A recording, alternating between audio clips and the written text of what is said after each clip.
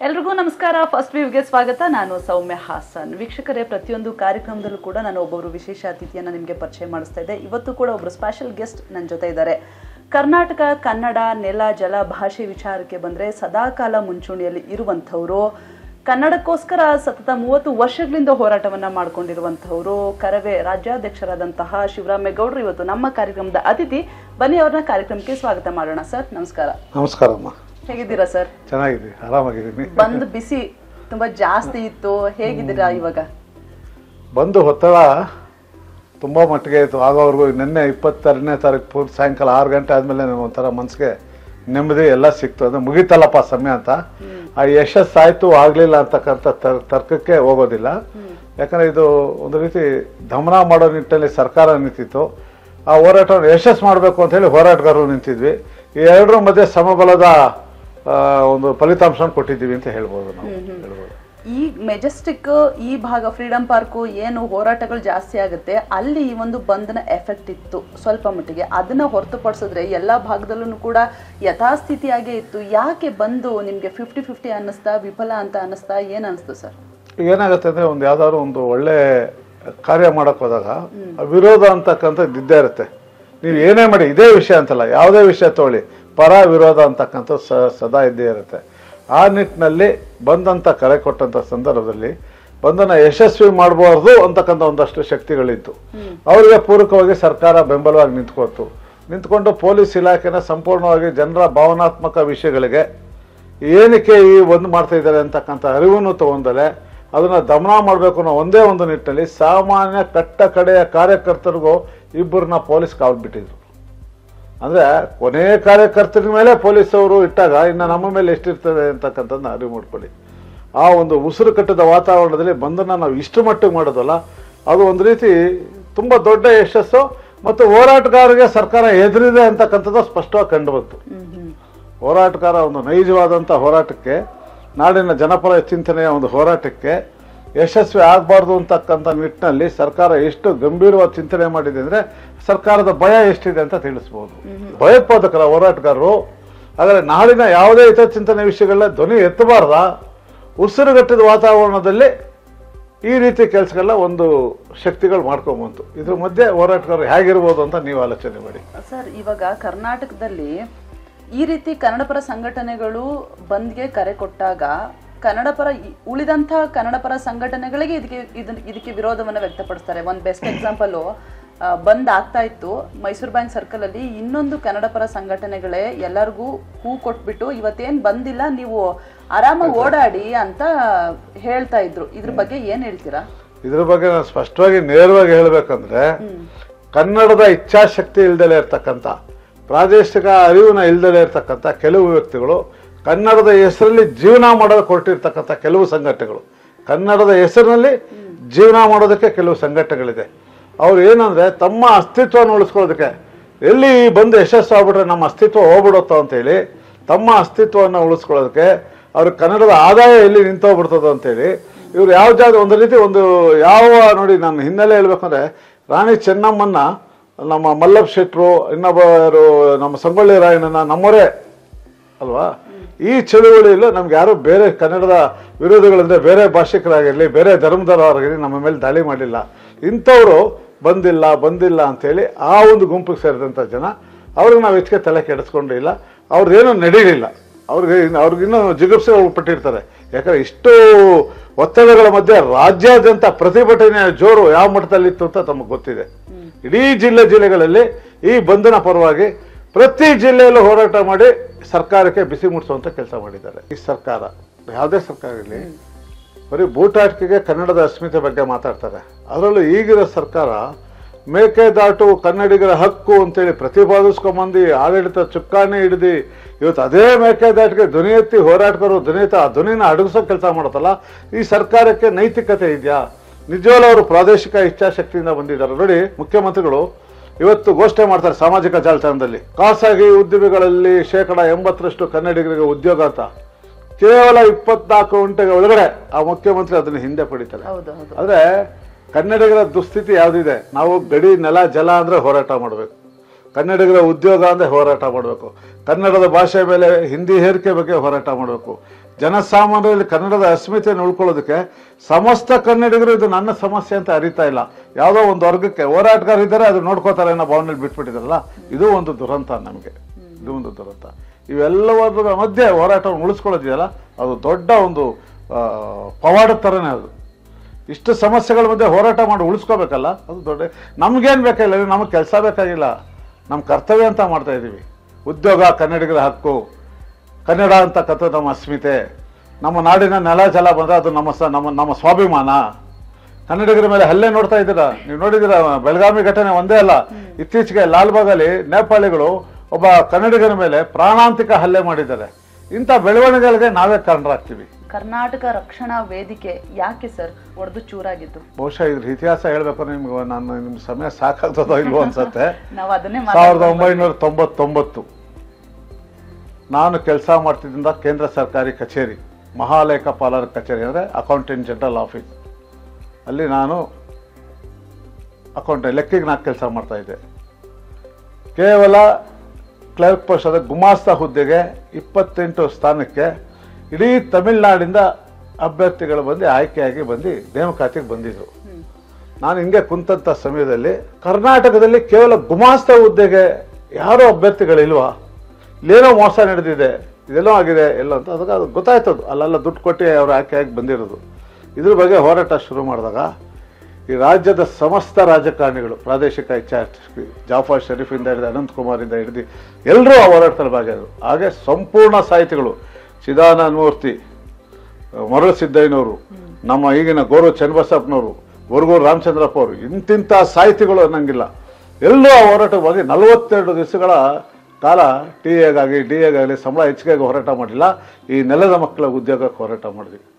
ಆ ಸಮಯದಲ್ಲಿ ಎಲ್ಲ ಕನ್ನಡ ಪರ ಹೋರಾಟಗಾರರು ಸೇರಿದ್ವಿ. ಇಲ್ಲಿಗೆ ಹೋರಾಟ ನಿಲ್ಲೋದು ಬೇಡ ಅಂತೇಳಿ ಕಟ್ಟಿದ ಸಂಘಟನೆ ಕರ್ನಾಟಕ ರಕ್ಷಣಾ ವೇದಿಕೆ. ಮೊದಲು ಕನ್ನಡಿಗರ ರಕ್ಷಣಾ ವೇದಿಕೆ ಆಯಿತು. ಅದು ಯಾಕೋ ಅದು ಸೂಕ್ತವಾಗಿ ಬರಲ್ಲ, ಯಾಕಂದರೆ ಕರ್ನಾಟಕದಲ್ಲಿ ಅನೇಕ ಭಾಷಿಕರು ಕನ್ನಡಕ್ಕೆ ಕೊಡುಗೆ ಕೊಟ್ಟಿದ್ದಾರೆ. ಆದರೆ ಹಾಗಿದ್ದಾಗ ನಾವು ಇದು ಬರೀ ಕನ್ನಡಿಗರು ಅಂದರೆ ಬರೀ ಕನ್ನಡಿಗರು ಅಂತಾನೆ ಆಗುತ್ತೆ. ಕರ್ನಾಟಕ ರಕ್ಷಣಾ ವೇದಿಕೆ ಅಂತ ಹೇಳಿ ಜಾಣಗೆರೆ ವೆಂಕಟರಾಮಯ್ಯನವ್ರನ್ನ ರಾಜ್ಯಾಧ್ಯಕ್ಷರು ಮಾಡಿ ಆಯ್ಕೆ ಮಾಡಿದ್ವಿ. ಜಾಣಗೆರೆ ವೆಂಕಟರಾಮಯ್ಯನವರ ತದನಂತರ ಇನ್ನೊಬ್ಬರಾದರು. ಅದಾದಮೇಲೆ ಹಿಂಗೆ ಸ್ವಪ್ರತಿಷ್ಠೆ, ಕನ್ನಡದ ಹೆಸರಲ್ಲಿ ನಂಬಿಕೆ ದ್ರೋಹ, ಹೊಟ್ಟೆಪಾಡಿಗಾಗಿ ಕನ್ನಡವನ್ನು ಬೇರೆ ರೀತಿ ದಂಧೆ ರೂಪದಲ್ಲಿ ಬಳಸ್ಕೊಳ್ಳೋಂಥ ವ್ಯಕ್ತಿತ್ವಗಳು ಇವೆಲ್ಲವೂ ಹುಟ್ಕೊಳ್ಳೋಕೆ ಶುರು ಆಯಿತು. ಸಂಘಟನೆ ದೊಡ್ಡದಾಗ್ತಾ ಬೆಳೀತಾ ಜನಪರವಾಗಿ ಅನೇಕ ಹೋರಾಟಗಳು ಮಾಡಿದ್ವಿ. ಸಂಘಟನೆ ಹೋರಾಟಗಳು ಯಾವುದೂ ಕಮ್ಮಿ ಇಲ್ಲ. ಆನ್ಲೈನ್ ಲಾಟ್ರಿ ನಿಲ್ಲಿಸಿದಾಗಿರ್ಬೋದು, ವೀರಪ್ಪನ ವಿರುದ್ಧ ಹೋರಾಟ ಮಾಡಿರೋದಾಗಿರ್ಬೋದು, ರಾಜ್ಕುಮಾರ್ ಅವರ ಬಿಡುಗಡೆಗೆ, ಇವೆಲ್ಲ ದೊಡ್ಡ ಇತಿಹಾಸವಿದೆ. ಆಮೇಲೆ ಕನ್ನಡಿಗರ ಉದ್ಯೋಗಕ್ಕೆ ದೊಡ್ಡ ದಾಳಿ, ಸಿಂಗಲ್ ನಂಬರ್ ಲಾಟ್ರಿನ ನಿಲ್ಲಿಸೋದ್ರಲ್ಲಿ ಆನ್ಲೈನ್ ಲಾಟ್ರಿಗಳ ಸಂಸ್ಥೆಗಳನ್ನ ದಾಳಿ ಮಾಡಿರೋದು, ಇಂಥ ಹೋರಾಟ ಅನ್ನಂಗಿಲ್ಲ, ಅದು ದೊಡ್ಡ ಇತಿಹಾಸವಿದೆ. ಈಗ ಬೆಳೀತಾ ಜನಪರವಾಗಿ ಹೋದಾಗ ಪ್ರತಿಷ್ಠೆ ಜಾಸ್ತಿ ಆಯಿತು. ಇನ್ನು ಕನ್ನಡದ ಹೆಸರಲ್ಲಿ ಹಣ ಮಾಡಬೇಕು ಅಂತೇಳಿ ಒಂದು ದಂಧೆ ಸ್ವರೂಪಕ್ಕೆ ತೊಗೊಂಡೋಗ್ಬೇಕಂತೇಳಿ ವ್ಯಕ್ತಿತ್ವಗಳು ಸೃಷ್ಟಿ ಆಯಿತು. ಈಗಿದ್ದ ಕಾಲಕ್ರಮದಲ್ಲಿ ನ್ಯಾಯ ಸತ್ಯ ಧರ್ಮ ಮಾತಾಡೋರು ಅವ್ರಿಗೆ ಇಷ್ಟ ಆಗಲಿಲ್ಲ. ಆದ್ದರಿಂದ ಸಂಘಟನೆಯಲ್ಲಿ ಒಬ್ಬರೊಬ್ಬರ ತೆಗೆಯುವಂಥ ಕಿತ್ತಾಕುವಂಥ ಈ ವ್ಯವಸ್ಥೆಗಳೆಲ್ಲ ಸೃಷ್ಟಿ ಆಯಿತು. ನಾನೊಬ್ಬ ಕೇಂದ್ರ ಸರ್ಕಾರಿ ನೌಕರನಾಗಿದ್ದರಿಂದ ನಾನು ಯಾವುದೇ ಹುದ್ದೆಗಳಲ್ಲಿ ಗಂಭೀರವಾಗಿ ಕೆಲಸ ಮಾಡೋಕ್ಕಾಗ್ತಿರಲಿಲ್ಲ, ಆದರೂ ಖಜಾಂಚಿ ಆಗಿದ್ದೆ. ಇಂಥ ವ್ಯವಸ್ಥೆಯಲ್ಲಿ ಸಂಘಟನೆ ಉಳಿಸ್ಕೋಬೇಕು ಅನ್ನೋದಕ್ಕೆ ಎಷ್ಟೇ ಕಷ್ಟಗಳು ಬಂದರೂ, ನೋವು ಬಂದರೂ, ಯಾರು ಏನೇ ಮಾಡಿದ್ರು, ಶಿವರಾಮೇಗೌಡ ಕರ್ನಾಟಕ ರಕ್ಷಣಾ ವೇದಿಕೆ ಇವತ್ತಿಗೂ ಉಳ್ಕೊಂಡ್ಬರ್ತಿದೆ, ಜನಪರವಾಗಿದೆ, ಕೆಲಸ ಮಾಡ್ತಾ ಇದ್ವಿ. ಕನ್ನಡದ ಅಸ್ಮಿತೆಗೆ ಪ್ರಾಮಾಣಿಕ ಹೋರಾಡ್ತಾ ಇದ್ದೀವಿ. ಇವಾಗ ಕನ್ನಡಿಗರಿಗೋಸ್ಕರ ಬಂದ್ಗೆ ಕರೆ ಕೊಟ್ರೆ ಇರುವಂತಹ ಕನ್ನಡ ಪರ ಸಂಘಟನೆಗಳಲ್ಲೇ ಒಗ್ಗಟ್ಟಿಲ್ಲ. ಇದು ಪ್ರತಿ ಬಾರಿ ಬಂದ್ಗೆ ಕರೆ ಕೊಟ್ಟಾಗ್ಲೂ ಕೂಡ ಸಾಬೀತಾಗ್ತಾ ಇರುತ್ತೆ ಸರ್. ಇದ್ರ ಬಗ್ಗೆ ಏನ್ ಹೇಳ್ತೀರಾ? ಯಾರಿಗೆ ಒಂದು ದೊಡ್ಡ ಮಟ್ಟದ ನಾಡಿನ ಅಸ್ಮಿತೆಗೆ ಹೋರಾಟ ಮಾಡುವಂಥ ಶಕ್ತಿಗಳಿಲ್ಲ, ಅವ್ರಿಂತ ಬಂದ್ ಕೊಟ್ಟು ನಿಂತ್ಕೊಳ್ಳೋ ಶಕ್ತಿ ಸಾಮರ್ಥ್ಯಗಳಿಲ್ಲ, ಅಂಥವ್ರ ಕುಚೋದು ಏನಂದ್ರೆ ಒಂದು ಒಳ್ಳೆ ಹಂಡೆ ಹಾಲಿಗೆ ಒಂದು ತೊಟ್ಟು ಉಳಿತರ ಹಾಳು ಮಾಡಬೇಕು ಅಲ್ವಾ? ಆ ನಿಟ್ಟಿನಲ್ಲಿ ಎಲ್ಲೋ ಒಂದೋ ಇಬ್ರು ಈ ಹೋರಾಟದ ದಿಕ್ಕು ತಪ್ಪಿಸೋಕ್ಕೆ ತಮ್ಮದೇ ಆದಂಥ ರೀತಿಯಲ್ಲಿ ಸುಳ್ಳು ಹೇಳ್ಕೊಂಡು ಮಾಡಿ ಈ ಹೋರಾಟಕ್ಕೆ ನನ್ನ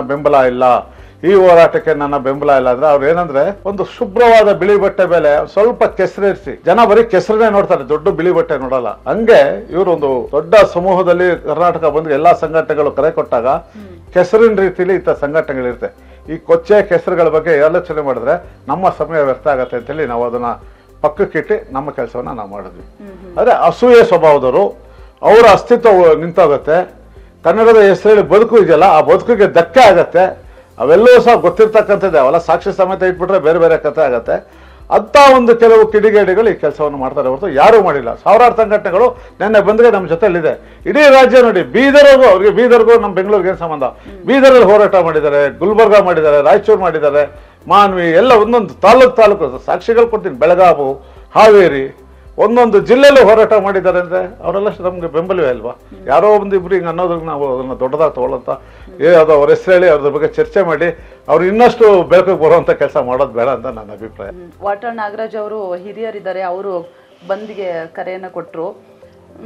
ಈಗ ಕರ್ನಾಟಕಕ್ಕೋಸ್ಕರ, ಕನ್ನಡಿಗರಿಗೋಸ್ಕರ ಒಂದ್ ಕಡೆ ಕರವೇ ನಾರಾಯಣಗೌಡರು ಬಣ ಆಗಿದೆ, ಇನ್ನೊಂದ್ ಕಡೆ ಪ್ರವೀಣ್ ಶೆಟ್ಟಿ ಅವರ ಬಣ ಆಗಿದೆ, ಇನ್ನೊಂದ್ ಕಡೆ ನಿಮ್ಮ ಬಣ ಆಗಿದೆ. ಕರ್ನಾಟಕಕ್ಕೋಸ್ಕರ ಈ ಕನ್ನಡ ಪರ ಸಂಘಟನೆಗಳು ಮತ್ತೆ ಒಂದಾಗ್ತಾವ ಸರ್? ಆ ರೀತಿ ಪ್ರಶ್ನೆಗಿಂತ ನಾನು ಹೇಳ್ತೀನಿ, ಈ ನಾಡಿನ ಅನೇಕ ಜ್ವಲಂತ ಸಮಸ್ಯೆಗಳು, ಪ್ರಾದೇಶಿಕ ಇಚ್ಛಾಶಕ್ತಿಗೆ ಸಂಬಂಧಪಟ್ಟಂತ ತೊಂದರೆಗಳು ಬಂದಾಗ ಅದು ಕನ್ನಡ ಪರ ಸಂಘಟನೆಗಳಿಂದನೇ ಬದಲಾವಣೆ ಆಗಿರೋದು.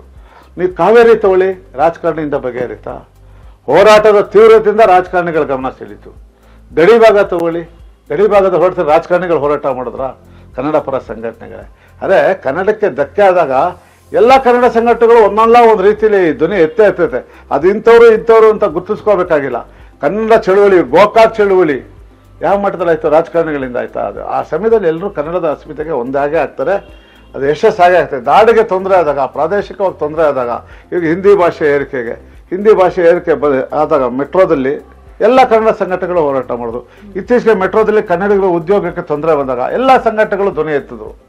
ಅದು ಸ್ಥೀಮಿತವಾಗಿರೋಲ್ಲ. ಅದು ಕನ್ನಡದ ಅಸ್ಮಿತೆ ಬಂದಾಗ ಪ್ರತಿಯೊಬ್ಬರು ತಮ್ಮದೇ ಆದ ರೀತಿಯಲ್ಲಿ ಧ್ವನಿ ಎತ್ತಿದ್ರೆ ಆ ಧ್ವನಿ ದೊಡ್ಡ ಶಕ್ತಿಯಾಗಿ ಬರುತ್ತೆ. ನಿನ್ನೆ ಬಂದಾದಾಗ ಯಾಕೆ ಸರ್ ಬರಲಿಲ್ಲ ಬೇರೆ ಸಂಘಟನೆಗಳು? ಅದೇ ನಾನು ನಿಮ್ಗೆ ಹೇಳೋದಲ್ಲಮ್ಮ, ಕೆಲವರು ನಾನು ಸ್ಪಷ್ಟವಾಗಿ ಹೇಳ್ತಾ ಇದ್ದೀನಿ ನಿಮ್ಗೆ ಅವಾಲೇನೆ, ಅವರ ಪ್ರತಿಷ್ಠೆ, ಸ್ವಪ್ರತಿಷ್ಠೆ, ಅವರ ಅಸ್ಮಿತೆ ಧಕ್ಕೆ ಆಗತ್ತೆ. ಇನ್ನೊಬ್ಬ ಏನಾದ್ರು ಸಂಘಟನೆ ಯಶಸ್ಸು ಮಾಡ್ಬಿಟ್ರೆ ನಂದು ಕಮ್ಮಿ ಆದಂಗೆ ಆಗತ್ತೆ. ನೋಡಿ ಇದು ಹೆಂಗಾಗತ್ತೆ ಅಂದ್ರೆ, ಅವ್ನು ಮಾಡ್ಬಿಟ್ನಾ ನಾನು ಮಾಡಬೇಕು, ಅವ್ನು ಮಾಡ್ಬಿಟ್ನಾ ನಾನು ಮಾಡಬೇಕು. ಇದು ಕೆಲವೊಂದು ಬೆರಳೆಣಿಕೆ, ಒಂದು ಇಬ್ಬರು ಮೂವರು ಸಂಘಟನೆಗಳಲ್ಲಿದೆ ಹೊತ್ತು ಎಲ್ಲರಲ್ಲೂ ಇಲ್ಲ. ಅವ್ರು ಏನ್ ಅನ್ಕೊಂಡ್ಬಿಟ್ಟಿದ್ದಾರೆ ಅಂದ್ರೆ, ನಾನು ಬಿಟ್ರೆ ಇನ್ಯಾರು ಇರಬಾರ್ದು ಅನ್ನೋ ಮನೋಭಾವ.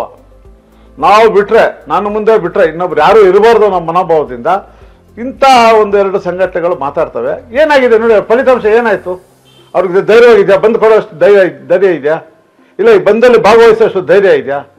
ಯಾರು ಶುಭ್ರವಾಗಿರ್ತಾರೆ, ಯಾರು ಶುದ್ಧವಾಗಿರ್ತಾರೆ, ಎಲ್ಲರೂ ನಿನ್ನೆ ಬಂದು ಬೆಂಬಲ ಕೊಟ್ಟಿರ್ತಾರೆ. ಸರ್, ಕರ್ನಾಟಕದಲ್ಲಿ ಕನ್ನಡಿಗನೇ ಸಾರ್ವಭೌಮ. ಕರ್ನಾಟಕದಲ್ಲಿರುವಂತಹ ಕನ್ನಡಿಗರ ರಕ್ಷಣೆಗೆ, ಕನ್ನಡಿಗರ ಉಳಿವಿಗಾಗಿ ಒಂದು ಬಂದ್ ಆಗತ್ತೆ, ಇಷ್ಟರ ಮಟ್ಟಿಗೆ ಪರಿಸ್ಥಿತಿ ಬರುತ್ತೆ ಅಂತ ಅಂದ್ರೆ ಇದು ಕನ್ನಡಿಗರಿಗೆ ದುರಂತ ಅಂತ ಅನ್ಸುತ್ತಾ? ಕನ್ನಡಿಗರಿಗೆ ದುರಂತ ಬಂದಿದ್ದಕ್ಕೆ ಆ ದುರಂತದ ಪರಿಣಾಮವನ್ನ ಸಂಬಂಧಪಟ್ಟವರಿಗೆ ತಲುಪಿಸೋದಕ್ಕೇನೆ ಈ ಬಂದ್ ಅನ್ನೋ ಒಂದು ಅಸ್ತ್ರ. ಬಂದ್ ಅಂತಕ್ಕಂಥದ್ದು ಒಂದು ಅಸ್ತ್ರ. ಅದು ಅಂತಿಮ ಅಸ್ತ್ರ ಅಂತ ನಾವು ತಗೊಳ್ಳಿ, ಯಾವುದೇ ತಗೊಳ್ಳಿ, ನಮ್ಮ ನೋವು, ನಮ್ಮ ಭಾವನೆ ನಮ್ಗೆ ಅನ್ಯಾಯ ಮಾಡಿದವ್ರಿಗೆ ಮುಟ್ಟಿಸ್ಬೇಕು ಅಂದ್ರೆ ಇದೇ ದಾರಿ. ಈ ದಾರಿನ ಸುಮಾರು 90 ವರ್ಷದ ಹಿರಿಯ ಹೋರಾಟಗಾರರು, 5 ಸಾರಿ ಶಾಸಕರಾಗಿದ್ದವರು, ಅವರ ಅನುಭವದ ಮೇಲೆ, ಅವ್ರು ತಗೊಂಡ ತೀರ್ಮಾನದ ಮೇಲೆ ನಾವೆಲ್ಲರೂ ಅವ್ರ ಜೊತೆಲಿ ಕೈ ಜೋಡಿಸಿ ಬೆಂಬಲವನ್ನು ಕೊಟ್ಟು ಈ ಅಸ್ತ್ರದ ಬಗ್ಗೆ ನಾನು ತರೆದಿದೆ. ಗೊತ್ತಾಗ ನೋಡಿ, ನೀವು ಬಹುಶಃ ನೀನು ಎಂದಿರ್ಬೋದು, ಇದಕ್ಕೆ ಮಾಡಿದ್ರೆ ಇನ್ನೂ ಕೊಡ್ತಿಲ್ಲ. ಅಮಿತ್ ಶಾ ಅವ್ರು ಹೇಳಿದ್ದಾರೆ, ನಿನ್ನೆನ ಮೊನ್ನೆ ಹೇಳಿದ್ದಾರೆ, ಇನ್ನು ಮುಂದೆ ರಾಜ್ಯ ಸರ್ಕಾರಗಳ ಅವರೇ ಪತ್ರಗಳು ಅವ್ರದೇ ಆದ ಭಾಷೆಯಲ್ಲಿ ಉತ್ತರವನ್ನ ಕೊಡ್ತೀನಿ. ಸಣ್ಣ ಪರಿಸ್ಥಿತಿ ಇದು ಇರ್ಬೋದು, ನೋಡಿರ್ಬೋದು, ಕಳಿಸ್ಕೊಡ್ತೀನಿ, ಪೇಪರ್ ಕಟ್ಟಿಂಗ್ ನನ್ನ ಹತ್ರ ಇದೆ. ಅಮಿತ್ ಶಾ ಇನ್ನು ಮುಂದೆ ಕರ್ನಾಟಕ ಸರ್ಕಾರದ ಯಾವುದೇ ಪತ್ರಗಳನ್ನ ನಾನು ಕನ್ನಡದಲ್ಲಿ ವ್ಯವಹರಿಸ್ತೀನಿ. ಯಾಕೆ ಹೇಳಿದ್ರೆ, ಇಲ್ಲಿ ದಕ್ಷಿಣ ಭಾರತದಲ್ಲಿ ಹಿಂದಿ ಚಳುವಳಿಗೆ ಬುನಾದಿ ಹಾಕಕ್ಕೆ ಸ್ಟಾಲಿನ್ ಹೊರಟಿದ್ದ, ನಮ್ಮ ಸರ್ಕಾರದ ಪ್ರತಿನಿಧಿಗಳು ಹೋಗಿದ್ರು. ಇದೆಲ್ಲೋ ಭಾಷಾ ಚಳುವಳಿ ತೀವ್ರತೆ ಆದಾಗ ಅವ್ರ ಅಸ್ತಿತ್ವಕ್ಕೆ, ಅವ್ರ ಪಕ್ಷಕ್ಕೆ ಧಕ್ಕೆ ಆಗ್ತಿದ್ದಂಗೆ ನಮಗೆ ಕೈ ಜೋಡಿಸುವಂತ ಕೆಲಸವನ್ನ ಅವರು ಹೇಳಿಕೆ ಕೊಡೋದ್ರ ಮುಖಾಂತರ ದೃಢಪಡಿಸಿದ್ದಾರೆ. ನಮ್ಗೆ ಬೆಂಬಲ ಬೇಕಾಗಿರೋದು ಅಷ್ಟೇ. ನಮ್ಮ 2000 ವರ್ಷಗಳ ಇತಿಹಾಸ ಇರೋ ಭಾಷೆಗೆ ಇವತ್ತು ನೆನ್ನೆ ಮನೆ ಹುಟ್ಟಂತ ಭಾಷೆ ನಮ್ಮ ಭಾಷೆಗೆ ಧಕ್ಕೆ ಆಗತ್ತೆ ಇರೋದ್ರೆ ಅದು ಧ್ವನಿ ಎತ್ತಲೇಬೇಕು. ಈ ಬೆಳಗಾವಿನಲ್ಲಿ ಮರಾಠಿ ಮಹಾರಾಷ್ಟ್ರ ವಿಚಾರಕ್ಕೆ ಸಂಬಂಧಪಟ್ಟಂತೆ ಗಡಿ ಭಾಗದಲ್ಲಿ ಯಾವಾಗ್ಲೂ ಗಲಾಟೆ ಆಗ್ತಾನೆ ಇರುತ್ತೆ, ನೀವು ಯಾವಾಗ್ಲೂ ಪ್ರತಿಭಟನೆ ಮಾಡ್ತಾನೆ ಇರ್ತೀರಿ, ಬಂದ್ ಆಗ್ತಾನೆ ಇರುತ್ತೆ. ಇದು ನಿನ್ನೆ ಮೊನ್ನೆದಲ್ಲ, ಸುಮಾರು ವರ್ಷಗಳಿಂದ ಈ ಗಲಾಟೆ ಆಗ್ತಾನೆ ಇದೆ. ಆದ್ರೂ ಕೂಡ ಸರ್ಕಾರ ಆಗ್ಲಿ ಯಾವುದೇ ರೀತಿಯಾದಂತಹ ಒಂದು ನಿರ್ಧಾರವನ್ನ ತೆಗೆದುಕೊಂಡಿಲ್ಲ. ಇದ್ರ ಬಗ್ಗೆ ಏನ್ ಹೇಳ್ತೀರಾ ಸರ್ ಗವರ್ನಮೆಂಟ್ಗೆ? ಸರ್ಕಾರ ಹೇಗೆ ತಮಿಳುನಾಡು ಹೊಸೂರಲ್ಲಿ ಕನ್ನಡದ ಅಸ್ಮಿತೆ ಇದ್ದಾಗ ಅಲ್ಲಿ ಕಾರ್ಖಾನೆಗಳನ್ನ ತೆರೆದಿ ಇಡೀ ತಮಿಳುನಾಡಿನ ಜನರನ್ನ ಗಡಿ ಭಾಗದಲ್ಲಿ ತುಂಬಿ ತಮಿಳರ ಅಸ್ಮಿತೆಯನ್ನು ಹೇಗೆ ಕಾಪಾಡಿಕೊಂಡ್ರೋ ಬೆಳಗಾವಿಯಲ್ಲೂ ಸಹ ಕನ್ನಡದ ಅಸ್ಮಿತೆನ ಪ್ರಾದೇಶಿಕ ಇಚ್ಛಾಶಕ್ತಿ ತೋರೋದಕ್ಕೆ ಇಂಥ ಪ್ರಯತ್ನಗಳು ಮಾಡಬೇಕು. ಅದರಲ್ಲಿ ಕುಮಾರಸ್ವಾಮಿ ಅವರು ವಿಧಾನಸೌಧವನ್ನು ಕಟ್ಟಿಸಿ ಆ ವಿಧಾನಸಭಾ ವರ್ಷದಲ್ಲಿ ಒಂದ್ಸರಿ ವಿಧಾನಸಭಾ ಅಧಿವೇಶನ ಅಲ್ಲಿ ಮಾಡಬೇಕು ಅನ್ನೋ ಪ್ರಯತ್ನ ಮಾಡಿದ್ರು. ವಿಶ್ವ ಕನ್ನಡ ಸಮ್ಮೇಳನ ನಡೀತು. ಆಮೇಲೆ ಈಗ ಅಲ್ಲಿ ಅನೇಕ ಕಾರ್ಖಾನೆಗಳು ಸಹ ಬಂದಿದೆ. ಸ್ಥಳೀಯರಿಗೆ ಉದ್ಯೋಗ ಕೊಡೋದ್ರ ಮುಖಾಂತರ ಈಗ ಮರಾಠಿಗರ ಮತ್ತು ಎಂಇಎಸ್ನವರ ಶಿವಸೇನೆಯವರ ಸಂಪೂರ್ಣ ಶಕ್ತಿ ಕುಂದೋಗಿದೆ. ನಾವು ಸತ್ತಿಲ್ಲ ಬದುಕಿದ್ದೀವಿ ಅಂತ ತೋರಿಸ್ಕೊಳಕ್ಕೆ ಆಗಾಗ ಸಣ್ಣ ಸಣ್ಣ ಪ್ರದರ್ಶನಗಳು, ಅದು ಸರ್ಕಾರದ ಇಚ್ಛಾಶಕ್ತಿ ಇದ್ರೆ ರಾಜ್ಯೋತ್ಸವದ ದಿವಸ ಕರಾಳ ದಿನ ಆಚರಣೆ ಮಾಡೋದಕ್ಕೆ ಕೊಡೋದಿಲ್ಲ ಅಂತಕ್ಕಂಥ ಒಂದು ಬದ್ಧತೆಯನ್ನು ತೋರಿಸ್ಬೇಕು. ಅದಕ್ಕೂ ಹೋರಾಟಗಾರರೇ ಧ್ವನಿ ಎತ್ತಿದ್ವಿ. ಕರಾಳ ದಿನಾಚರಣೆ ಆಚರಣೆ ಮಾಡಬಾರ್ದು ಅಂತ. ಅದಕ್ಕೂ ಶೀಘ್ರದಲ್ಲೇ ಫಲಿತಾಂಶ ಬರುತ್ತೆ. ಸರ್ಕಾರದ ಇಚ್ಛಾಶಕ್ತಿಗಳು ಕೊರತೆ. ಉದಾಹರಣೆ ಲಕ್ಷ್ಮೀ ಹೆಬ್ಬಾಳ್ಕರ್, ಆಕೆ ಕನ್ನಡಿತಿ. ಅವ್ರದೇ ಆದಂತ ಸಾವರ್ಕರ್ ಬರೆದಿದ್ದಾರೆ ಸಾಂಬಾಜಿ ಲಂಪಟ ಕುಡುಕ, ಅವರು ರಾಜ್ಯವನ್ನು ಆಳಲಿಲ್ಲ ಅಂತ ಒಂದು ಉದಾಹರಣೆ. ಆ ಸಾಂಬಾಜಿಗೆ ಜೀವ ರಕ್ಷಣೆ ಕೊಟ್ಟಂತ ಕೆಳದಿ ಚೆನ್ನಮ್ಮ ಕನ್ನಡತಿ, ಅವಳು ಪ್ರತಿಭೆ ಬೆಳಗಾವಿಯಲ್ಲಿ ಬರಲ್ಲ. ಸಾಂಬಾಜಿ ಪ್ರತಿಭೆನ ಮೊನ್ನೆ ಉದ್ಘಾಟನೆ ಮಾಡ್ತಾರೆ. ನಾನು ಹೇಳಿದಲ್ಲ, ಅದವ್ರು ಗೋವಲ್ಕರ್ ಆಮೇಲೆ ಸಾವರ್ಕರ್ ಹೇಳಿರೋದು. ಸಾಂಬಾಜಿ ಒಬ್ಬ ಲಂಪಟ ಅಂತ ಹೇಳಿದ್ದಾರೆ, ಒಬ್ಬ ಮಹಾ ಕುಡುಕನಾಗಿದ್ದ, ಅಸಮರ್ಥ ರಾಜಕೀಯ ಆಡಳಿತಗಾರರಾಗಿದ್ದ ಅಂತ ಅವ್ರ ಬುಕ್ಕಲ್ಲಿ ಅದನ್ನು ನನ್ನ ದಾಖಲೆಗಳು ತೆಗೆದು ಮಾತಾಡ್ತಾ ಇರೋದು. ಅಂತವನ್ ಪ್ರತಿಭೆನ ಯಾಕಲ್ಲಿ ಇಡ್ತಾರೆ ಅಂದ್ರೆ ತಾತ್ಕಾಲಿಕ ಸುಖ. ಆಕೆಗೆ ಈಗ ಚುನಾವಣೆಯಲ್ಲಿ ಮರಾಠಿಗರ ಮತಗಳು ಬೇಕಾಗಿದೆ. ಇಂಥ ಒಂದು ರಾಜಕಾರಣಿಗಳು, ನಮ್ಮ ನಾಡಿನ ಅಸ್ಮಿತೆ ಬಗ್ಗೆ ಗೌರವವಿಲ್ಲದ ರಾಜಕಾರಣಿಗಳು ನಮ್ಮ ವಿಧಾನಸಭೆಗೆ ಆಯ್ಕೆ ಆಗಿ ಬರ್ತಿದಾರಲ್ಲ, ಇದು ಸಹ ನಮ್ಗೆಲ್ಲ ಕುಂಠಿತ ಆಗೋದಕ್ಕೆ ಕಾರಣ ಆಗತ್ತೆ. ಆದ್ರೆ ಹೋರಾಟಗಾರರು ಅವೆಲ್ಲವನ್ನು ಹೆದರಿಸಿದ್ದಾರೆ, ತಡಿತಾ ಇದ್ದಾರಮ್ಮ. ಓಕೆ ಸರ್, ನೀವು ಕನ್ನಡಕ್ಕಾಗಿ ಈ ಸಂಘಟನೆ ಮೂಲಕ ಹೋರಾಟವನ್ನ ಮಾಡಿದಂತಹ ಮೊದಲನೇ ದಿನವನ್ನ ನೆನಪು ಮಾಡ್ಕೊಳ್ಳೋದಾದ್ರೆ ಸರ್, ಯಾವಾಗ ನಿಮ್ ಪ್ರತಿಭಟನೆ ಸ್ಟಾರ್ಟ್ ಆಗಿದೆ? ನನಗೆ ಕನ್ನಡದ ಅಭಿಮಾನ ಬರಕ್ಕೆ ನಮ್ಮ ತಂದೆಯವ್ರ ಕಾರಣ. ನಾವೆಲ್ಲ ಹೈನುಗಾರಿಕೆ ಮಾಡ್ಕೊಂಡು ಮನೇಲಿ ದನ ಕರ ಕಟ್ಕೊಂಡು ಹಾಲು ಹಾಕಿ ಜೀವನ ಮಾಡ್ತಿದ್ದಂಥವ್ರು. ಕಾಲಕ್ರಮೇಣದಲ್ಲಿ ನಮ್ಮ ತಂದೆಯವರು ವಾಟಾಳ್ ನಾಗರಾಜ್ ಅವರ ಅಭಿಮಾನಿ. ನನ್ನನ್ನು ಹೆಗಲ ಮೇಲೆ ಕುಂಡಿಸ್ಕೊಂಡು ರಾಜ್ಯೋತ್ಸವ ದಿವಸ ಅಲ್ಲಿ ನಡೀತಕ್ಕಂಥ ಕಾರ್ಯಕ್ರಮಗಳನ್ನ ತೋರ್ಸಕ್ಕೆ ಕರ್ಕೊಂಡು ಹೋಗ್ತಾ ಇದ್ರು.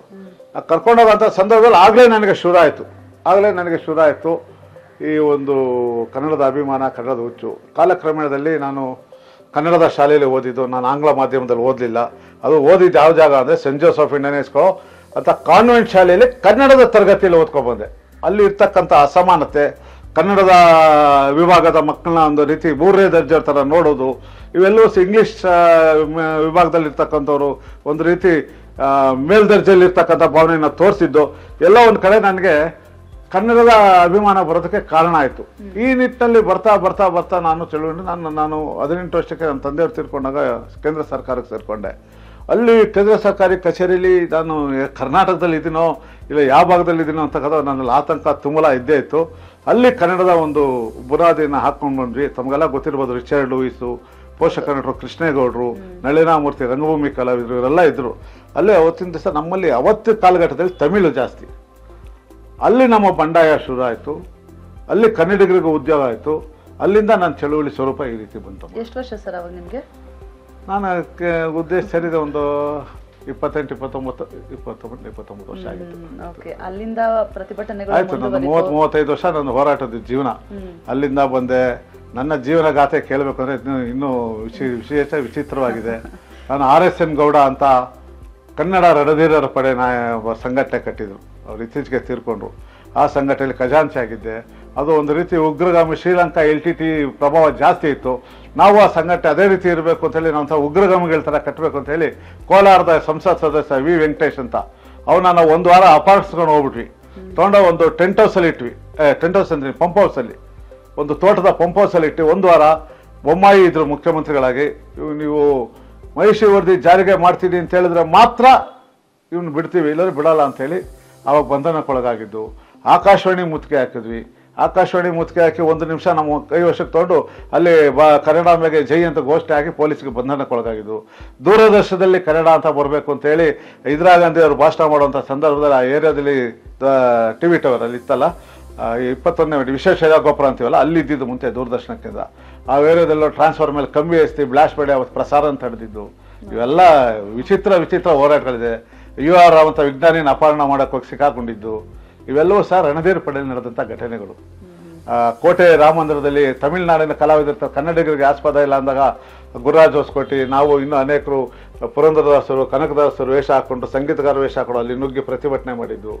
ಇವೆಲ್ಲ ಒಂದು ರೀತಿ ರೋಮಾಂಚನ ಆಗುವಂಥದ್ದು. ಅಲ್ಲೂ ಒಂದು ದೊಡ್ಡ ಅನುಭವ ಆಗಿದೆ ಏನಪ್ಪ ಅಂದರೆ, ನಮ್ಮ ಜೊತೆನೇ ಇದ್ದ ಆತ ಯಾರಂದರೆ LTT ರಂಗನಾಥ್. ಏನು ರಂಗನಾಥ್ ಅಂತ ಕೇಳಿದಿರಲ್ಲ, ಶಿವರಾಸನ್ ಇವ್ರನ್ನೆಲ್ಲ ತಂದಿಟ್ಟಿದ್ನಲ್ಲ, ಅವನು ರಣಧೀರ್ ಪಡೆಯ ಸಂಘಟನೆಯಲ್ಲಿ ಪ್ರಮುಖ ಪದಾಧಿಕಾರಿಯಾಗಿದ್ದ. ಒಂದು ದಿವಸ ರಾಜೀವ್ ಗಾಂಧಿ ಕೊಲೆ ಸಂದರ್ಭದಲ್ಲಿ ಪೊಲೀಸರು ಬಂಧನಕ್ಕೆ ರಂಗನಾಥ್ ಬಂಧನಕ್ಕೊಳಗಾದಾಗ ನಮಗೆಲ್ಲ ದಿಗ್ಭ್ರಮೆ ಆಯಿತು. ಆ ಸಮಯದಿಂದ ನಾನು ಸ್ವಲ್ಪ ಆತ ಯಾಕಂದ್ರೆ ನಮಗೆ ಆ ಮಟ್ಟದ ಭಯೋತ್ಪಾದಕತೆ ನಮ್ಮ ಕರ್ನಾಟಕಕ್ಕೆ ದೇಶಕ್ಕೆ ಅವಶ್ಯಕತೆ ಇಲ್ಲ. ಅಂತ ವ್ಯಕ್ತಿ ನಮ್ಮ ಜೊತೆಲೇ ಇದ್ದಲ್ಲಪ್ಪ, ನನ್ನ ಜೊತೆಲೇ ಓಡಾಡ್ತಿದ್ನಲ್ಲಪ್ಪ ಅಂತ ಭಯ ಆಯ್ತು ನಮ್ಗೆಲ್ಲ. ಯಾಕೆ ನಾವು ಮುಂದೆ ಇದ್ದಾಗಲೇ ಅವನು ಬಂಧನಕ್ಕೊಳಗಾದ. ಆ ಶಿವರಸನ್ನ ತಂದು ಕೋಣನ್ಕುಂಟೆಯಲ್ಲಿ ಇಟ್ಟಾಗ ಈ ವ್ಯಕ್ತಿ ನಮ್ಮ ಜೊತೆಲಿದ್ದ. ಇವೆಲ್ಲವೂ ಸಹ ಆತಂಕ ಆಯಿತು. ಇವೆಲ್ಲ ಅಲ್ಲಿಂದ ಸ್ವಲ್ಪ ನನ್ನ ಸ್ಥೀಮಿತದಲ್ಲಿ ಕನ್ನಡ ಕೆಲಸ ಮಾಡ್ಕೊಂಡು ಬರ್ತಾ ಇದೆ. AGS ಆಫೀಸಲ್ಲಿ ಕನ್ನಡಿಗರಿಗೆ ಉದ್ಯೋಗ ಅಂತ ಬಂದಾಗ 42 ದಿವಸ ಕಚೇರಿನ ಬಂದ್ ಮಾಡಿದ್ವಿ. ಇತಿಹಾಸದಲ್ಲಿ ಇಲ್ಲ. ಎಲ್ಲ ಸಂಬಳಕ್ಕೆ, ಬೋನಸ್ಗೆ, ಇನ್ನೊಂದಕ್ಕೆ ಹೋರಾಟ ಮಾಡ್ತಾರೆ. ಈ ಮಣ್ಣಿನ ಮಕ್ಕಳಿಗೆ ಅಂತೇಳಿ ಒಂದು ಕೇಂದ್ರ ಸರ್ಕಾರಿ ಕಚೇರಿಯನ್ನ 42 ದಿವಸಗಳ ಕಾಲ ಮುಚ್ಚಿದೆ ಅಂದ್ರೆ ಅದು ಇತಿಹಾಸ. ಕೊನೆಗೆ ಆ ಹೋರಾಟದಲ್ಲಿ ಅಂದಿನ ಪ್ರಧಾನಿ ವಾಜಪೇಯಿ ಅವರು, ಉಪ ಪ್ರಧಾನಿ ಅದ್ವಾನಿ ಅವರು ಆ ಹೋರಾಟಕ್ಕೆ ಮಧ್ಯಪ್ರವೇಶ ಮಾಡಕ್ ಮುಂತು. ಇವೆಲ್ಲ ಇತಿಹಾಸ ದಾಖಲೆಗಳು. ಗೊತ್ತಾಯ್ತಾ? ಎಷ್ಟು ಸಲ ಜೈಲಿಗೆ ಹೋಗಿದ್ದೀರಾ ಸರ್? ಅನೇಕ ಸಲ. ಏನೋ ದೇವತೆ ನನಗೆ ಉದ್ಯೋಗದಲ್ಲಿದ್ದಾಗ ಒಳ್ಳೊಳ್ಳೆ ಅಧಿಕಾರಿಗಳಿದ್ರು ಕಚೇರಿಯಲ್ಲಿ ನನ್ನನ್ನು ಕಾಪಾಡ್ತಕ್ಕಂಥವ್ರು. ಅನೇಕ ಬಾರಿ ನನ್ನ ಕಾಪಾಡಿ ನನಗೆ ಉದ್ಯೋಗನ ಉಳಿಸಿದ್ರು. ಇಲ್ಲ, ನಾನು ಸಂಸತ್ ಸದಸ್ಯನ ಅಪಹರಣ ಮಾಡಿದಾಗಲೇ ನನ್ನ ಕೆಲಸ ಹೋಗ್ಬೇಕಾಗಿತ್ತು. ಎರಡನೇದಾಗಿ ನಾನು ಸಿಂಗಲ್ ನಂಬರ್ ಲಾಟ್ರಿಯಿಂದ 400 ರೈತರು ಸತ್ತಿದ್ರು. ಎಲ್ಲ ಆನ್ಲೈನ್ ಲಾಟ್ರಿ ಅಂಗಡಿ ಮೇಲೆ ಧ್ವಂಸ ಮಾಡಿಬಿಟ್ರಿ. ಸಿಂಗಲ್ ನಂಬರ್ ಲಾಟ್ರಿ ರಾಜ್ಯದಲ್ಲಿ ನಿಲ್ಲಬೇಕು ಅಂತೇಳಿ. ಯಾಕಂದರೆ 400 ರೈತರು ಆತ್ಮಹತ್ಯೆ ಮಾಡ್ಕೊಂಡಿದ್ರು. ಅವ್ರ ಮಕ್ಕಳು ಮನೇಲಿರೋ ಒಡವೆಗಳೆಲ್ಲ ಅವ್ರು ಅಡ ಇಟ್ಬಿಟ್ಟಿದ್ರು. ಈ ಸಿಂಗಲ್ ನಂಬರ್ ಯಾವುದೋ ಪ್ಲೇ ವಿನ್ನು ಏನೇನೋ ಇತ್ತಲ್ಲ, ಲೋಟೋ ಲೋಬೋ ಅಂತ ಏನೇನೋ ಇತ್ತಲ್ಲ, ಅಲ್ಲೋ ಆ ಲಾಟ್ರಿ ದಿನ ಡ್ರಾ ಆಗುವಂಥದ್ದು. ಅದನ್ನು ತಡೆಗಟ್ಟಬೇಕು ಅಂತ ದೊಡ್ಡ ಹೋರಾಟ ಮಾಡಿದಾಗ, ಕೆಲಸದಲ್ಲಿ ಡ್ಯೂಟಿ ನಾನು ಕೆಲಸ ಮಾಡ್ತಿದ್ದಾಗ ನಾನು ಎಲ್ಲ ಕಡೆ ದಾಳಿ ಮಾಡಿಸ್ತೀನಿ ಅಂತ ಹೇಳಿ ಪೊಲೀಸರು ಬಂದು ನನ್ನ ಕೆಲಸದಿಂದ ಅರೆಸ್ಟ್ ಮಾಡ್ಕೊಂಡು ಹೋಗಿರ್ಬೋದು. ಅಂಥ ಹೋರಾಟಗಳು ಅನೇಕ ಹೋರಾಟಗಳ ಉದ್ಯೋಗಕ್ಕಾಗಿರಲಿ, ಇನ್ನೊಂದಕ್ಕಾಗಲಿ, ಪ್ರತಿಯೊಂದಕ್ಕೆ ದಾಳಿ ಮಾಡಿರ್ತಕ್ಕಂಥ ಹೋರಾಟಗಳಿಗೆ ಅನುಭವಿಸಿದ ನೋವುಗಳು. ಅಲ್ಲಿನ ಒಳ್ಳೆ ಅಧಿಕಾರಿಗಳಿಂದ ನಾನು ಕೆಲಸ ಉಳಿಸ್ಕೊಂಡೆ. ಇನ್ನೂ ಒಂದು ಬಹಳ ಪ್ರಮುಖವಾದಾಗಿದ್ದು ಅಂದರೆ, ನಾಮಫಲಕಗಳಿಗೆ ಮಸಿ ಬೆಳಿಬೇಕು ಅನ್ನೋ ಹೋರಾಟದಲ್ಲಿ 3 ತಂಡಗಳಾಯಿತು. 3 ತಂಡ, 2 ತಂಡಕ್ಕೆ ಜೈಲಾಗೋಯ್ತು. 3ನೇ ತಂಡ ಅದು ನನ್ನ ಹೋರಾಟ. ನನ್ನ ವಿಭಾಗ ಅಲ್ಸೂರ್ಗೇಟ್ ಪೊಲೀಸ್ ಸ್ಟೇಷನು. ನೌಷದ್ ಅಂತ ಪೊಲೀಸ್ ಸರ್ಕಲ್ ಇನ್ಸ್ಪೆಕ್ಟ್ರು. ಆ ಕಪ್ಪು ಮಸಿ ಡಬ್ಬ ಅವನ ಮೇಲೆ ಬಿದ್ದೋಗಿ ಅವ್ರ ಡ್ರೆಸ್ ಫುಲ್ಲು ಕಪ್ಪಾಗೋಯ್ತು. ನನಗೆ ಪಕ್ಕ ಜೈಲಾಗತ್ತೆ, ನಾನು ಉದ್ಯೋಗ ಇವತ್ತು ಎಂಡಾಗತ್ತೆ ಅಂದ್ಕೊಂಡೆ. ಆ ಪುಣ್ಯಾತ್ಮರು ನ್ಯಾಯಾಧೀಶರು ನಾನು ಕೇಳ್ಕೊಂಡಂಥ ವಿನಂತಿಗೆ ನನಗೆ ಸ್ಥಳದಲ್ಲೇ ಬೇಲ್ ಕೊಟ್ಬಿಟ್ರು. ಯಾಕಂದರೆ 24 ಗಂಟೆ ಒಳಗಡೆ ನಾನು ಜೈಲಿಗೆ ಹೋದರೆ ನನ್ನ ಕೆಲಸ ಆಗುತ್ತೆ. ಇವೆಲ್ಲವೂ ದೊಡ್ಡ ಸಾಹಸಗಳು ಆಗಿ, ಇವು ಯಾವುದೂ ಸಹ ದಾಖಲೆ ಇಲ್ದಲ್ಲೇ ಮಾತಾಡ್ತಕ್ಕಂಥಲ್ಲ. ಹಿಂಗೆ ಕನ್ನಡಿ ಥರ ದಾಖಲೆಗಳಿದೆ ಇವತ್ತಿಗೂ ಆದಂಥ ಸುಳ್ಳು. ಆಮೇಲೆ ಸುಳ್ಳು ಕೇಸ್ಗಳು ಹಾಕಿರೋದು ನನ್ನ ಮೇಲೆ. ಅಸೂಯೆ, ನೀವು ಹೇಳಿದ್ರಲ್ಲ, ಮೀರ್ ಸಾಧಕರು ಈ ಥರ ಜಾಸ್ತವ್ರು, ಅವಾಗೆಲ್ಲ ಮೂಗರ್ಜಿಗಳು ಬರೆಯೋದು. ಇವನು ಯಾವಾಗಲೂ ಹೊರಗಡೆ ಹೋರಾಟ ಇರ್ತಾನೆ, ಸರ್ಕಾರಿ ನೌಕರ ಮಾಡ್ಬೋದಾ ಅಂತೇಳಿ ಸುಳ್ಳು ಮೂಗರ್ಜಿಗಳು ಬರೆದ್ರು. ಇವೆಲ್ಲವೂ ನನಗೆ ಸಹಾಯ ಮಾಡೋಂಥ ಉನ್ನತ ಅಧಿಕಾರಿಗಳಿದಾರಲ್ಲ, ಅವ್ರಿಗೆ ನಾನು ಯಾವತ್ತೂ ಚಿರಋಣಿ. ಸರ್, ಈ ಹೋರಾಟದ ಜರ್ನಿಯಲ್ಲಿ ನಿಮಗೆ ತುಂಬಾ ಬೇಜಾರಾಗಿರೋ ಅಂಥದ್ದು ಏನಾದ್ರು ಇನ್ಸಿಡೆಂಟ್?